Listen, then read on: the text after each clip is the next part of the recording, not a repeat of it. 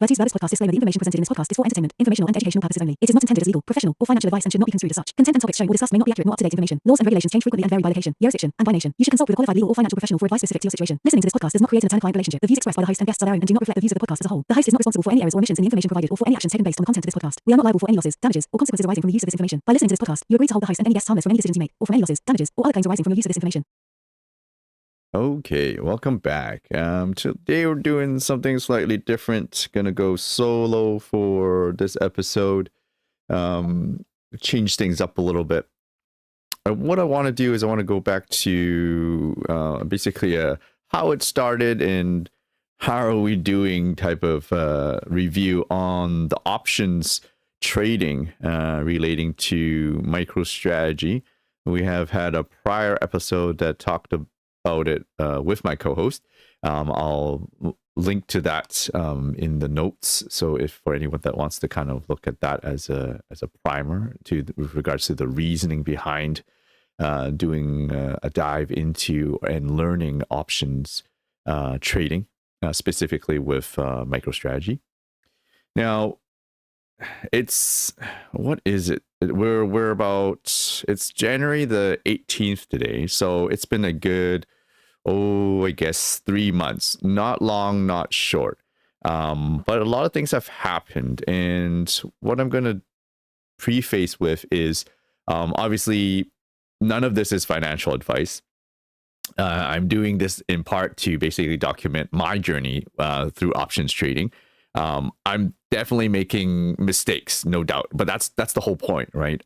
If you don't do it for real, it's arguable whether you've actually learned anything. There has to be some amount of pain involved. Now, I'm not recommending anyone, none soever, to do this themselves. This is purely me documenting what I did. And then later on, I can look back myself and review, what silly mistakes I've made and what I've learned from it. And I think that's the key point. I will be showing monetary values on the screen. I believe they are in US dollars. And the numbers to some folks are peanuts, and to some other folks might be like, wow, that's a lot more than that person may want to do. Understandable. Again, not financial advice. This is purely me sharing my journey. I don't know if I would recommend it, so to speak. It really is for folks that are already interested in options and they want to learn more through trying. I purposely picked a really small, to me, it's a small allocation of my portfolio. Doesn't mean it doesn't hurt. As you'll see, there is pain involved. But at the same time, it's something that I think I can tolerate. Given the past performance of my portfolio, it allows me to use a small fraction of it, a relatively small fraction of it, to dabble and learn options. Okay, so what I'm going to do is show a slideshow. 1 second. All right, so let's start at the beginning. I got all interested in options because there was a lot of talk on X, or Twitter as it was formerly known, in that space, specifically in the MicroStrategy community, folks talking about how they bought early on, 3 years in advance when MicroStrategy started to be a thing with regards to adding Bitcoin to the balance sheet, how they bought options at that point, and the options have gone up astronomically. Great. I mean, that's always the inspirational story. In reality, you'd have to have the hindsight to do the options at that point to be able to make any gains from it, right? Conversely, and I guess the fact of the matter is, if you simply just buy the stock and you held it all the way through, you'd be a lot safer. And personally, that's what I did. I did allocate a certain percentage of my portfolio to MicroStrategy back in, I think it started in 2020, late 2021, early 2022, somewhere around there. I think I mentioned it in the previous podcast as well. And basically just held on to it, and over time, as I understood it more, I added more to that allocation, and that's pretty much brought my allocation up to this point. Now, what I'm showing on the screen right now is basically just the price of MicroStrategy in the past 6 months. the reason why I'm flagging this is because at the point that I got interested in options was also very close to or near the peak or start of the peak of or the most recent all-time high, I guess you can say, which was back around on November 20th. And looking back, that's probably not unexpected. When the market is raving about the price and there's so much bullishness, people are going to start looking at how do I take advantage of it? What if this keeps going up further? So on and so forth, right? And hence, gambler is going to gamble, right? So I'm going to admit, at heart, I don't think I'm a degen gambler, but do I gamble? Yes, I do. If I go to the casino, as mentioned in a prior episode, I do enjoy playing craps, but I do have limits. I set my own limits, and if I lose whatever bankroll I have for that day, then I walk away. That's that, right? I don't try to chase, but that's not the same for everyone. And it's also that willingness to accept risk, right? An acceptable amount of risk, whatever your tolerance is, will be different. I know where my boundaries are. I know that if I lose a lot of money, it'll hurt me a lot, right? I that's the way I process things. So I try to limit my downside. And so whenever I do somewhat riskier, I guess, investments or take riskier opportunities, I usually try to use a very small percentage of my bankroll so that even if it turns out bad, it's just relatively small and the pain will be relatively less. Doesn't mean it won't exist. It still will. And so hence that's the preface. Okay, so this is where the all-time or the most recent all-time high was at. We get to a point where, okay, let's start buying some options just to learn. Now, there's a couple of ways you can do this. For the folks that want to paper trade, one of the, I guess, mobile apps I came across, I think there's also a desktop app for it, is you can use Webull to do paper trading. And as you can see on the slideshow, that's basically what I did. But if you start off with an imaginary amount, in this case, Webull, I think, gives you like $1 million up front, and you can just buy whatever you want. You're going to look like a hero regardless. You don't really feel anything because you're starting with such a huge bankroll. I understand why, right? Because you do need a certain amount of bankroll to do certain options or multiple options for that matter. But I wasn't really into doing anything crazy. I'm not using any specific strategies. I just wanted to buy maybe a couple or a few contracts just to kind of get a feel for things. But for folks that are like, hey, you know what? I don't want to use any real money. Webull has a paper trade option that you sign up and it's free. And then you can just, they'll give you imaginary dollars and you can go and trade. And it's not real time. I think there's like a 1 day delay in terms of the price reflection, but it's good enough if you simply just want to get a feel for it. Okay, so what we're seeing here are two call options that I bought. The one that's for $345, that was for an expiry targeted for November 29th. So if I remember correctly, I bought this probably maybe a little bit earlier in November, the first 2 weeks of November. So at that point, I don't think we were at the all-time high quite yet. So was able to buy it in at this price and had a little bit of gains. Looks pretty nice. And then for the 335 call, that was due for December 27th. So again, these are really short-term call options, and that's not the recommendation by YouTube content creators for call options, right? Usually you want to give yourself more time, especially if you're bullish. Given that it's short-term trading, this is risky in the sense that there's not much time for things to play out, and it could go really bad really soon.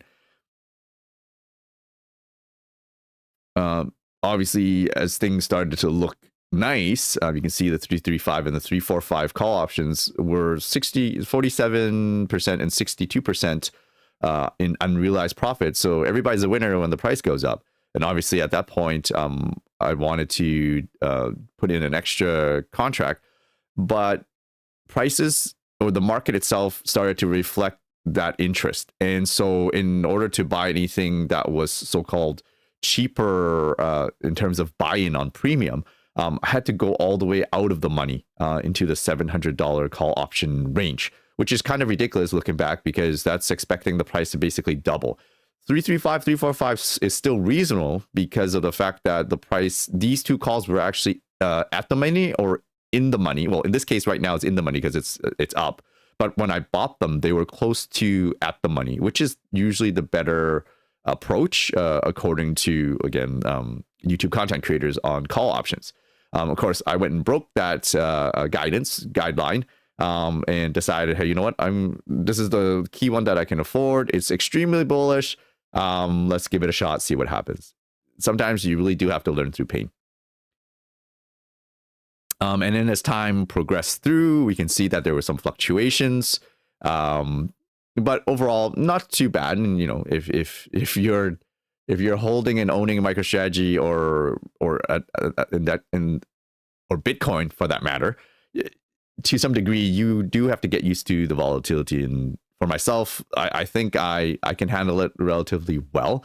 But again, this isn't for everyone, and this is not something I would recommend people try if they haven't at least done a certain level of studying to understand what they're putting themselves into. What we're seeing here is the 335, 345 call options are responding to fluctuations in the stock price, whereas people or the market was still bullish on the $700 call, which is for, I think, January 17th. So that's why, from that perspective, the unrealized profit gains weren't really that impacted. Then as time progressed, I'm only showing the 335 and the $700 call.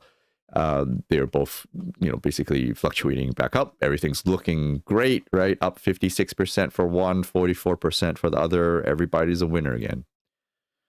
And it got to a point where the $700 call was up 153%. And honestly, looking back, this would have been a great time to sell it. But it's one of those, well, there's still time, so to speak. It wasn't anywhere. We're still, I think, maybe 2 months out until January. So the thought process was, let's wait a little bit and see. Looking back, obviously, should have sold it. The one that I did sell was the 335 call. And again, that was due for December 27th. And I sold it, I think, in and around about 30 days prior, which is the recommended guideline, generally speaking, from content creators and whatnot.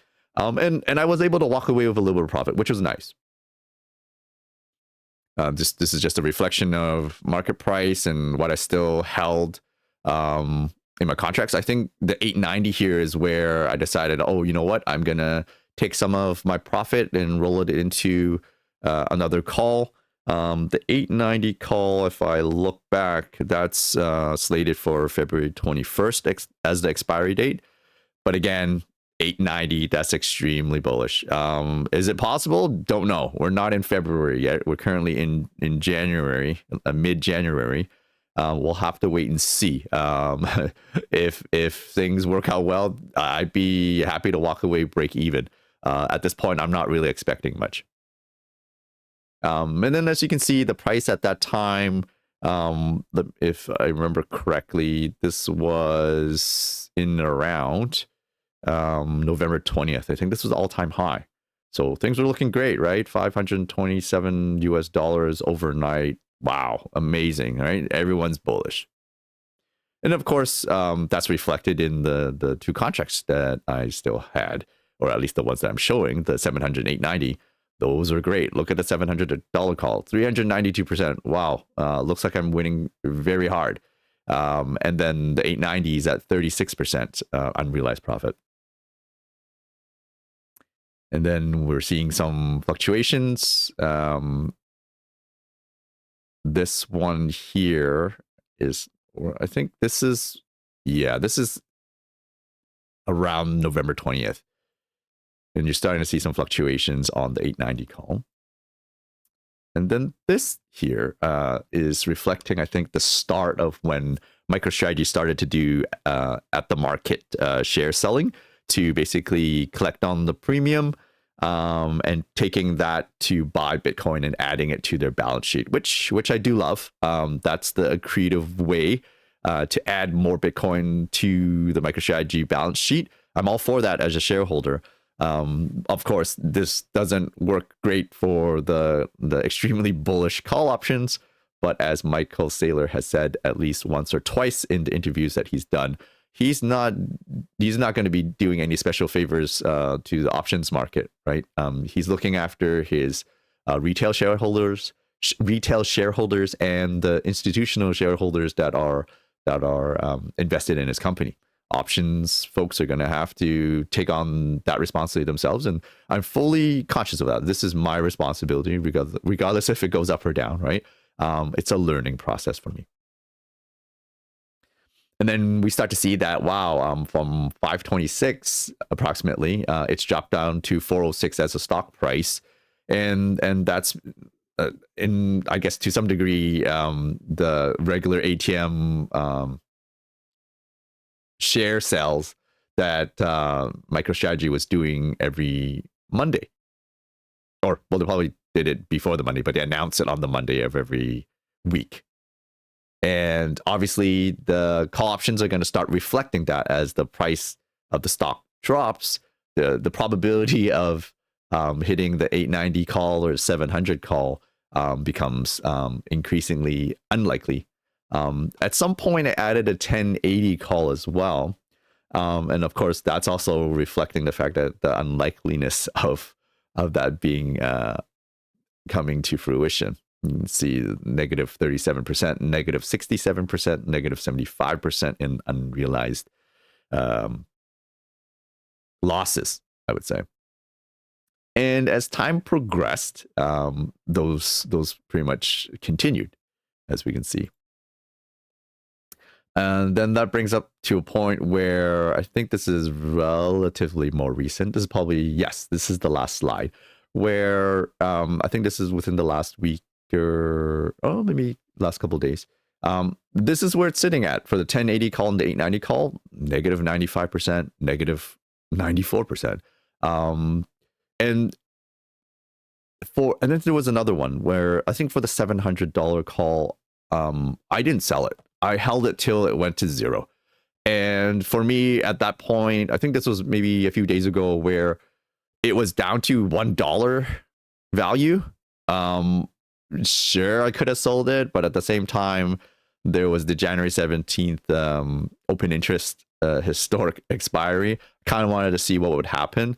I also wanted to see how my financial institution would process my call option that was totally out of the money and not worth anything. I wanted to see them auto close it, right? So where it doesn't get exercised at all. And it was worth it. I mean, it's the price that I paid to learn. And so that 700 call went away, total loss, right? I think it was like negative 3,000 some odd dollars. And then the two remaining ones that I have is the 890 call and the 1080. Both were due to expire on February 21st. That's correct.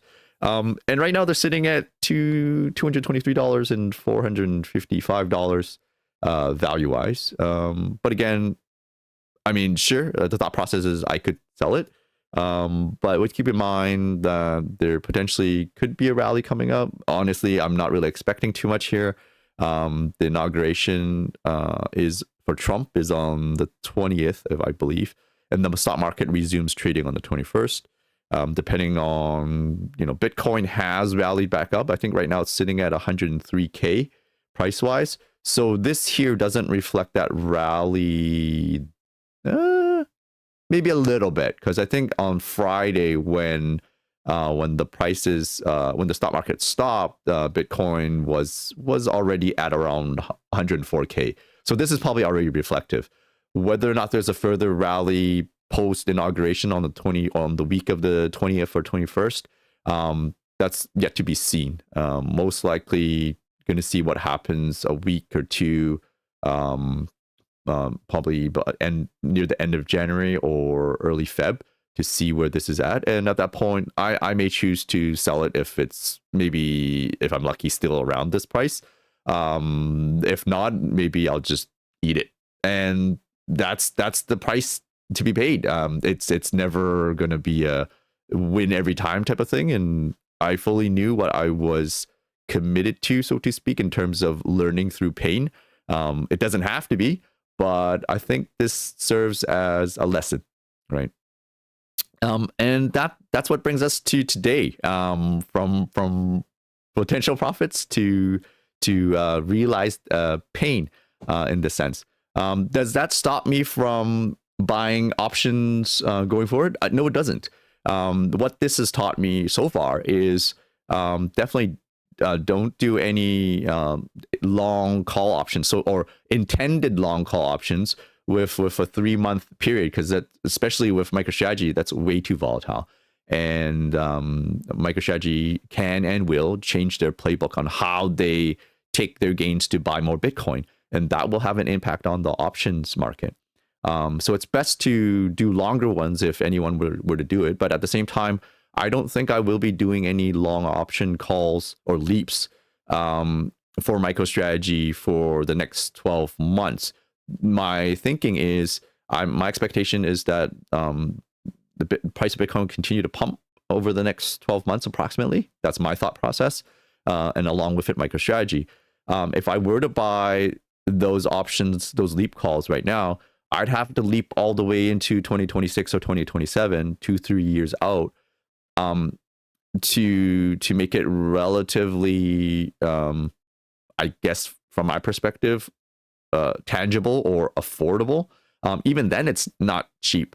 So it's unclear, or maybe gone are the days of buying cheap 3 years in advance, because looking 3 years out, especially timing wise, it falls into the bear market. And so I'd much rather wait until we get into the bear market, see how prices are, and hopefully wait until the bear market reaches some type of floor. This is all guessing, right, folks? I mean, there's no way to know whether or not the timing is going to be correct, because you can't time it. And that's the thing. Whenever you're dealing with options, you're always playing with timing. The only benefit with leaps is if you know you're going into a bull cycle, that would make more sense, because you're giving it potentially 2 to 3 years time to mature, and by the time it hits the expiry, you're probably fully into the bull cycle, which to me is probably the better play. That's why if I were to do any leaps right now, it would lead me into full-on bear market cycle, and that would be extremely painful, and none of it would be cheap, because the market right now thinks that everything's all at the current market price, stock price for MicroStrategy. You're not going to get any of those call options for cheap, right? The only time the call options come back down cheap is when it's in a bear market. That's my understanding at this point. So timing wise, I'm not going to bother. I'm still looking into the concept of, as have been mentioned by various folks on the Bitcoin X community or Twitter community, potential ways to sell covered calls, maybe again starting at the bear market or into the bear market, and then see how that plays out. But yeah, that's that's what brings us to where we are today, and I will follow up with another similar podcast episode to kind of detail out what happens to these 2 remaining calls post their expiry dates, again, to give a more fuller picture of what happened, whether a rally even took place, whether a Bitcoin reserve is created by Trump. Who knows, right? Things could change, but again, I'm not really expecting too much. Let's wait and see. And folks, again, reminder, none of this is financial advice. Please don't go, crazy doing options. If you are, make sure you study very hard up front. I would still recommend using some type of paper trading simulator just to get a feel. It's a lot better than losing money that will be painful. Understand fully that as individual investors, you are gambling to a degree, right?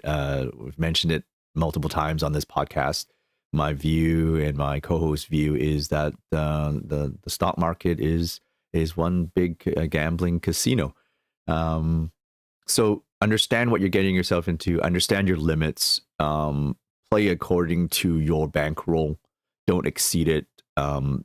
When it comes to MicroStrategy, it is leveraging the volatility of Bitcoin. So it is extremely more volatile than Bitcoin itself, and Bitcoin is already volatile. You have to appreciate the volatility in order to recognize what is happening here. If you cannot, and if you cannot stomach the volatility and you still want to dabble into options, I wouldn't recommend, but one other approach you could take would probably look into a stock that's way less volatile and cut your teeth on that. But again, it's not a recommendation. It's probably just looking at it from my own perspective. That's probably how I would play it out if I was sensitive to volatility.